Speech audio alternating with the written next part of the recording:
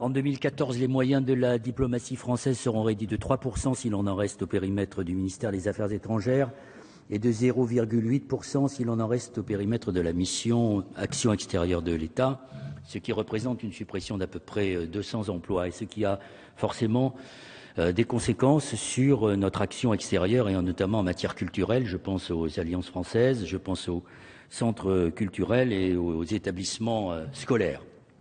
D'autre part, cette rigueur a permis, et on ne se plaindra pas, de fermer un certain nombre de résidences luxueuses, je pense notamment à celle de Hong Kong ou de Buenos Aires, et de s'engager dans une politique de restriction dans ce que l'on appelle les petits pays, avec une expérience sur 12 d'entre eux, avant de l'étendre à 32 autres, où l'on ferme des centres, des ambassades, et où l'on réduit surtout le nombre de présences de diplomates. Et M. Fabius, dans un Twitter de cet été, disait que ça lui paraissait très difficile d'avoir des agences avec 4 représentants simplement. Alors, on les fait passer de 12 à 4 et effectivement, le rayonnement de la France sera atteint dans ce que l'on appelle ces petits pays. Donc nous sommes confrontés à un problème qui fait qu'aujourd'hui, le rayonnement culturel de la France est mis en cause, alors que nous nous sommes lancés dans ce que le ministre des Affaires étrangères, le gouvernement et le président de la République ont appelé la diplomatie économique. Et il ne faudrait pas sacrifier notre influence culturelle au profit de l'économie. Et je profite de cette occasion pour associer mon collègue Sergio Coronado à une question qu'il souhaitait poser à Monsieur le ministre des Affaires étrangères et Monsieur le ministre du Budget pour soulever le problème des coupes de 8,5 milliards, j'ai bien dit 8,5 milliards d'euros au budget de l'Agence pour l'enseignement français de l'étranger. Ce budget est inadapté aux besoins ressentis par nos compatriotes. Le nombre d'élèves scolarisés augmente pourtant de 3%. Le désengagement financier de l'État et la privatisation croissante du financement des établissements entrent dans la continuité du gouvernement précédent et conduisent à sa dégradation. L'enseignement à l'étranger ne peut faire l'objet, dit mon collègue Sergio Coronado, d'une telle dérogation aux principes fondateurs de l'enseignement sur notre territoire. Les requêtes des enseignants sont nombreuses, notamment quant à l'ISVL ou aux conditions de rémunération et de titularisation des recrutés locaux. Le malaise est palpable. Plusieurs grèves ont été menées, notamment en Argentine. 20 postes seulement ont été ouverts, alors que 600 titulaires sont sous contrat local.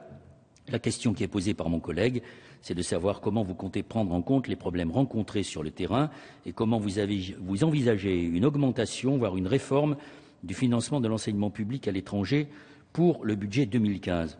Mais je voudrais ici apporter 2 réflexions, puisque dans cet hémicycle, nous avons très peu l'occasion de débattre de la politique et des affaires étrangères, qui est une sorte de domaine réservé du président de la République. Et donc je voudrais mettre l'accent sur ce que l'on pourrait appeler une sorte de dérive atlantiste de notre diplomatie, puisqu'en effet, comme l'a dit notre collègue Baumel tout à l'heure, nous allons augmenter singulièrement la sécurité dans nos ambassades. Mais rien n'est dit sur la protection de nos ambassades contre l'espionnage de la NSA. Et je remarque d'ailleurs que notre diplomatie a été bien dur avec le président Evo Morales, qui était soupçonné d'emporter dans son avion M. Snowden, alors même que cet homme n'est qu'un lanceur d'alerte dans la tradition de ce qui a été inventé aux États-Unis au moment de la guerre de sécession et qu'il ne faisait que son travail au service du bien public. Deuxième dérive atlantiste, on aurait pu imaginer que notre pays et notre diplomatie soient en première ligne pour lutter contre le traité transatlantique. Ce traité qui va ouvrir le marché européen et peut-être conduire à la levée du moratoire sur les OGM, à mettre en cause les services publics et même la privatisation du numérique.